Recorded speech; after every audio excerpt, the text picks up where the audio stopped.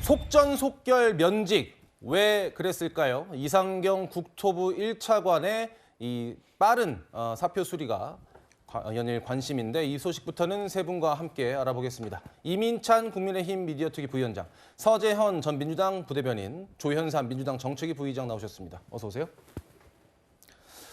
앞서 리포트에서 보셨습니다마는 시민들의 이 정부의 부동산 정책에 대한 반응은 냉담합니다. 특히 갭 투자 의혹까지 불거졌던 이상경 전 국토부 1차관이 성남 민심에 불을 끼얹은 그런 느낌인데 이재명 대통령이 굉장히 빠르게 면직을 재가했습니다. 일단 논란의 발언부터 정리하고 들어보겠습니다. 지금 살려고 하니까 그런 스트레스를 받는데 시장이 안정화돼서 집값이 떨어지면 뭐 그 혜택은 당연히 이제 굳이 고려 안 해도 되잖아요. 집값 자체가 내려가 버리니까. 근데 만약에 가격이 유지가 되면 내 소득이 또 계속 또 벌게 되면 그 돈이 또 쌓이면 또 그때 가서 하면 되거든요. 배우자가 실거주를 위해 아파트를 구입했으나 국민 여러분의 눈높이에는 한참 못 미쳤다는 점을 겸허히 받아들이고 재차 사과의 말씀 올리겠습니다.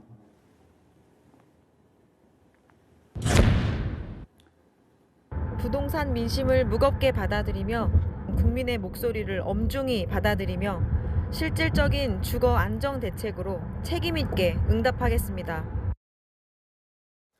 대통령실에서는 본인의 결단이다 이렇게 입장을 밝혔지만 사실 대통령실에서는 굉장히 빠르게 면직을 결정한 걸로 보입니다. 일단 타임라인을 좀 정리해 볼게요. 19일에 나온 발언이었습니다. 집값이 떨어질 때를 기다려서 돈 모아서 집을 사세요. 이 발언 이후에 23일에 사과를 했는데 사실 이 사과도 방식과 어떤 시간과 이런 것들이 다 논란이었는데요. 24일 밤에 사의 표명을 했고요. 어제 사표 수리가 재가가 된 겁니다. 서재현 부위원장님. 네. 사실 굉장히 좀 빠르게 진행됐다라고 보이는 게 무리가 아니죠?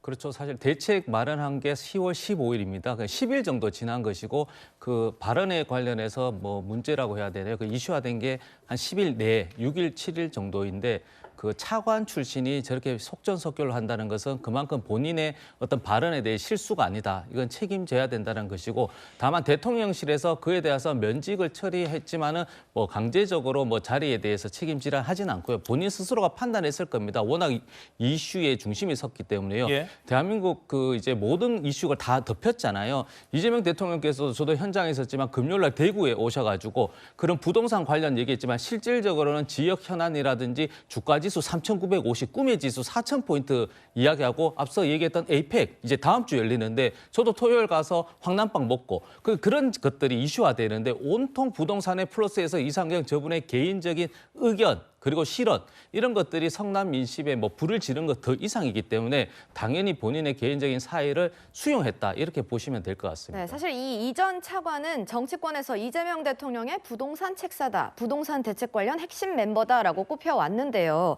조 부의장님, 사실 이렇게 대통령실에서도 사표를 빨리 수리한 거는 여당 내부에서도 우려의 목소리가 있었기 때문인가요? 그렇다고 볼 수밖에 없을 것 같습니다. 대통령실 입장에서는 더 이상 이상경 차관을 그대로 그 직을 유지하는 것은 굉장히 부담을 느낄 수밖에 없는 부분이기도 하고요. 부동산이라고 하는 것은 심리적인 측면도 굉장히 강하다고 할 수가 있죠. 정부가 가지고 있는 수요 억제와 공급 확대에 대한 그런 정책 방향성에 대해서 국민들이 의구심을 가지고 불안감을 느낀다고 한다면 네. 그 정책이 제대로 이루어지지 못할 가능성이 높지 않겠습니까? 그런 측면에서 아마 대통령실도 이 부분에 대해서 여당 내부에서 나오고 있는 여러 가지 비판에 대해서도 이를 엄중하게 받아들인 것이 아닌가라는 생각이 들고요. 예. 앞서도 말씀을 드렸지만 이상경 차관은 어떤 사람입니까? 이재명 대통령의 부동산 책사라고 불릴 정도로 측근이라고 할 수가 있어요. 예. 그럼에도 불구하고 조기에 사표를 수리하는 것 자체가 이 사안에 대해서 대통령실이 얼마나 엄중하게 보고 있는지를 보여주고 있는지 아닌가 싶습니다.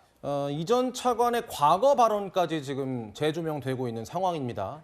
이재명 대통령 대선 후보 시절에 선대위 부동산 개혁위원장이었는데 그 당시 발언을 듣고 오겠습니다.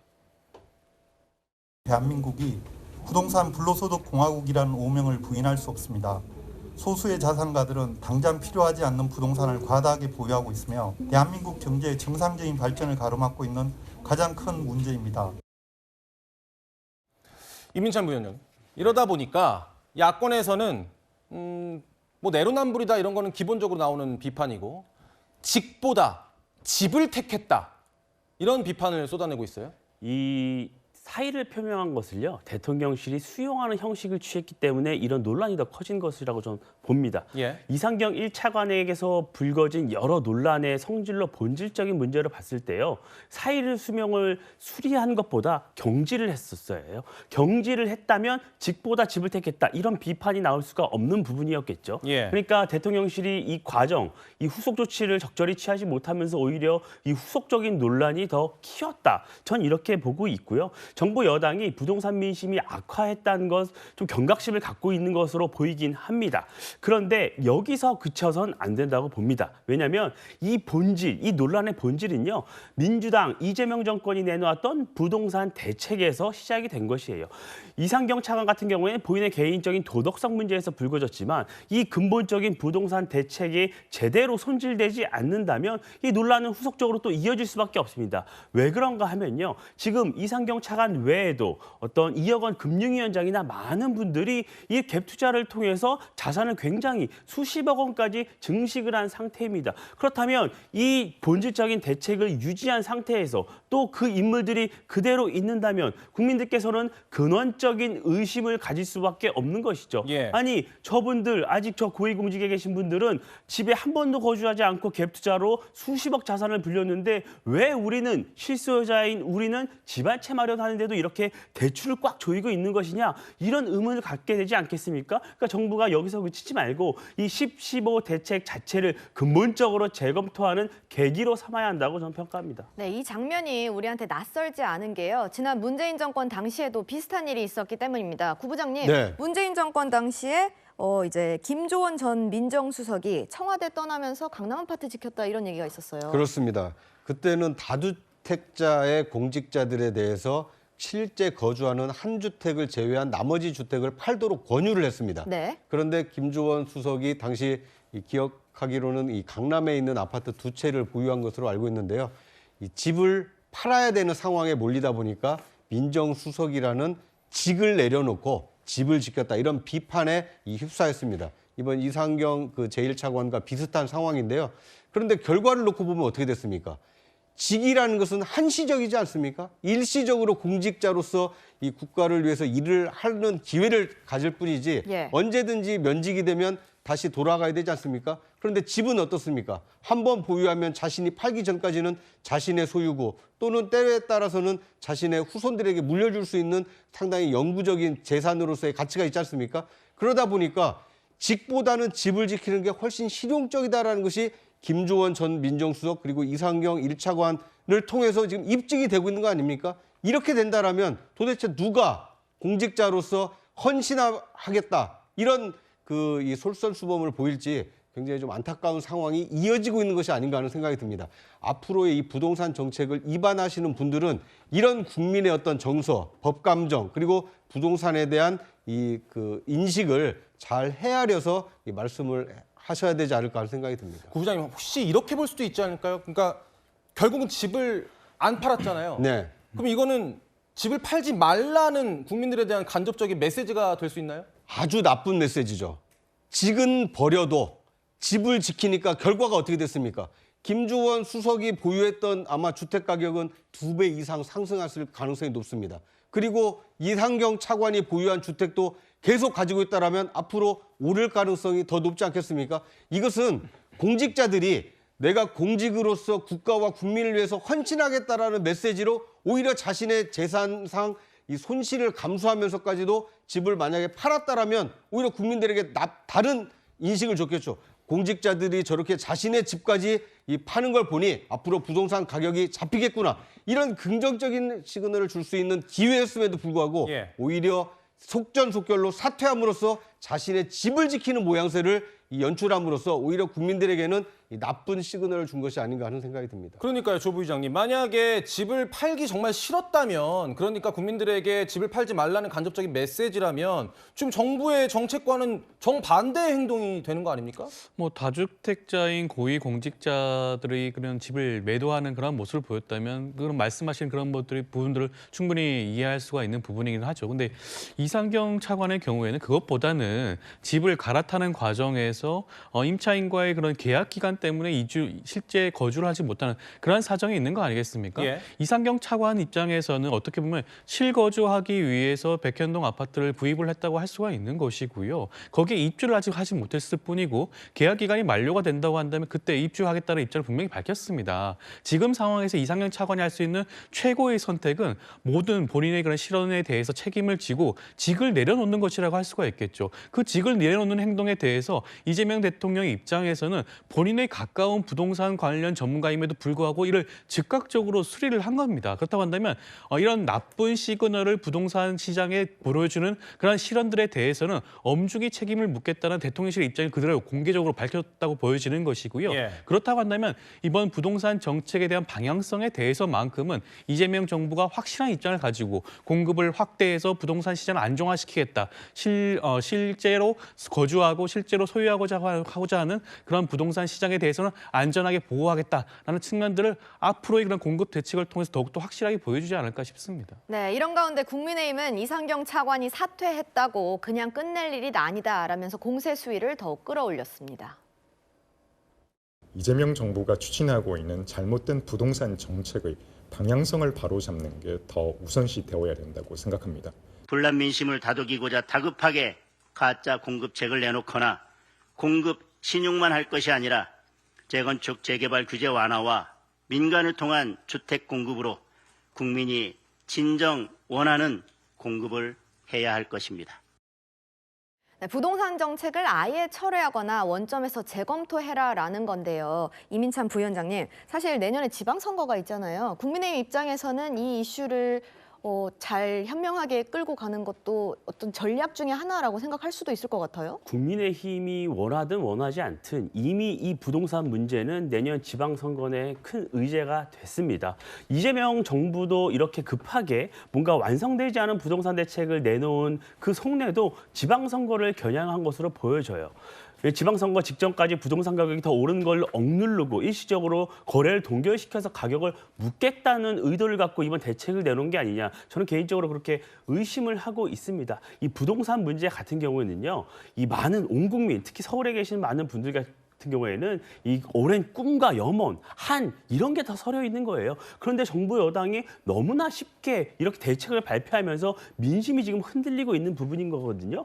저는 굉장히 좀 아쉬운 게요. 민주당이 과거에도요. 오랜 기간 집권을 하면서 이 부동산 문제로 굉장히 오랜 트라우마가 있다고 저는 보여지는데요. 예. 그럼에도 불구하고 여러 부동산 현안에 대해서 입장 정의가 전혀 되어 있지 않아요. 지금 재건축 초과이익 환수제뿐만이 아니라 보유세 문제도 있죠. 지금 후속적으로 어떤 인사들의 도덕성 문제가 아니라 주요한 대책들에 대해서 입장 정리가 전혀 되어 있지 않습니다. 보유세는 어떻게 할 것이며 정비 사업에 대한 규제 완화는 어떻게 할 것인지 전혀 정부 여당의 입장이 없습니다. 이런 상태로 어떻게 선거를 치르고 주관정을 할 수가 있겠습니까? 국민의힘은요, 야당으로서 제일 중요한 의식주의 가장 중요한 이 주거 안정을 위해서 부동산 대책을 이렇게 해서는 안 된다. 국민을 대신해서 당연히 지적을 할 수밖에 없는 상황이라고 말씀드리겠습니다. 예, 장동혁 대표가 이상경 국토부 차관으로 끝날 게 아니라 정책을 손발하라고 이야기하니까 저희 방송이 시작하기 전에 박수현 민주당 수석 대변인이 이렇게 받아쳤습니다. 들어보시죠.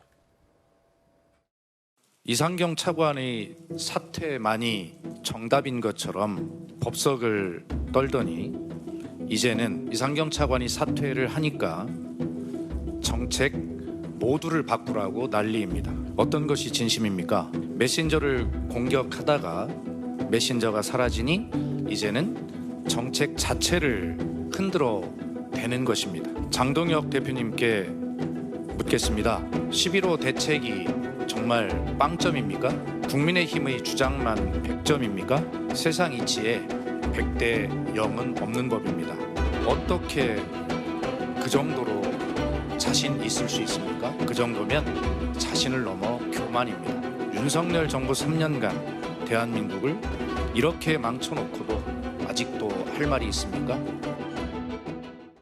서전부 대변인님, 사실 저는 오늘 박수현 대변인이 기자회견을 한다고 해서 이상경 차관 사퇴 국면에 대한 일종의 유감 표명이랄지 사과랄지 이런 게 좀 나오지 않을까 싶었는데 그런 건 없었어요. 그런 게 없죠. 왜냐하면 지금 10월 15일 대책이 지금 이제 지난 지가 10년이 아니고 이제 10일 지났거든요. 예. 10일 지났는데 모든 게 말씀하신 정책적인 공세를 넘어서 모든 것들이 잘못됐다고 한다는 거는 정쟁을 넘어서 이거는 무조건적인 비판이다 판단한 것 같고요. 예. 지금 뭐 부동산 외에 사실 앞서 말했던 주가 지수 같은 경우에도 윤석열 정부에서 그대로인 2,000조 시가총액이 이재명 정부 5개월 만에 1,000조가 늘었습니다. 그게 3,000조잖아요. 그러니까 이런 부분에 대해 잘한 부분에 있고 이걸 보완하면 된다. 다만 국민의힘이 공격하는 포인트 자체는 이런 것들, 즉 이제 민주당이나 이제 여당의 정부에서 보완할 수 있는 미흡한 부분이 있는 겁니다. 전세 갭 투자 했잖아요. 그럼 갭 투자 공격할 수 있지만 실질적으로 제 주변에도 전세 대출이라든지 전세로 사시는 분이 많거든요. 예. 근데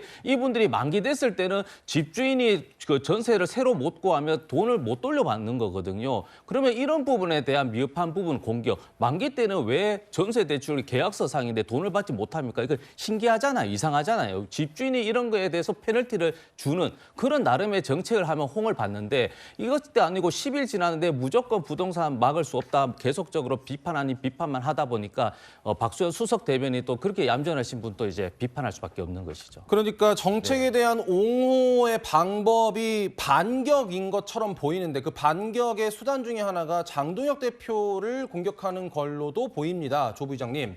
장동혁 대표 뭐 아파트 내 채 있는 거 아니냐 이렇게 민주당에서 의혹 제기를 했고 그러니까 장 대표가 김병기 원내대표의 아파트랑 바꾸자, 뭐 이재명 대통령 아파트랑 바꾸자 이런 얘기가 나오고 있는 거예요?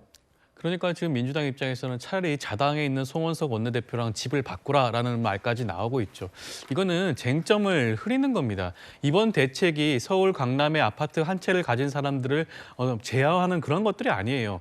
실소유자, 실제로 거주하고자 하는 아파트를 매수하도록 그런 대책을 마련하는 겁니다. 그렇다고 한다면 당연히 1가구 1주택이 원칙이라고 할 수가 있겠죠. 정치인이라고 한다면 당연한 그런 부분들도 감안을 해야 되는 거 아니겠습니까? 그런데 장동혁 대표의 경우에는 실제로 거주를 한다고 하면서 4주택을 가지고 있다고 합니다. 이걸 납득할 수 있는 국민들이 얼마나 많이 있겠습니까? 예. 도저히 납득할 수 없는 부분인데 그럼에도 불구하고 부동산 가격을 이유로 해서 이런 주장을 한다고 하는 것은 어불성설이라고 하겠고요. 물론 부동산 가격이 낮은 아파트 주택도 있겠지만 그러한 주택들을 선호하고 사고 싶어하는 분들도 있습니다. 그러한 기회를 박탈한 것이 장동혁 대표이기 때문에 이러한 부분들에 대해서 지적하지 않을 수가 없지 않을까 싶습니다. 네, 이런 가운데 정부에서는 내일부터 주택담보대출 갈아타기 LTV를 기존 70%로 되돌리겠다라는 입장을 내놨습니다. 구 부장님. 네. 근데 사실 40%로 낮춘 지 얼마 되지 않았는데 다시 이렇게 바꾼 이유가 뭔가요? 네. 아마 시장에서 이 부정적인 반응이 높다 보니까 그리고 LTV를 40%로 낮추게 되면 실제 실수요자들조차도 그 주택 가격을 하는데 어려움을 겪다 보니까 이 정상화하는 것으로 보여집니다. 이 부동산 대책은요. 수요를 억제할 것이냐 아니면 공급을 확대할 것이냐 굉장히 심플합니다. 그런데 공급을 확대하기 위해서는 굉장히 오랜 시간이 걸립니다. 네. 5년 임기에 한 정부가 공급을 대폭 늘리기는 어렵습니다. 그러다 보니까 수요 억제라는 세금을 통한 이 수요 억제에 굉장히 좀 민감하게 반응을 하는데요. 그러다 보니까 오히려 이 풍선 효과가 나타나서 다른 지역이 더 오르는 이런 부작용이 나타나고 있지 않습니까?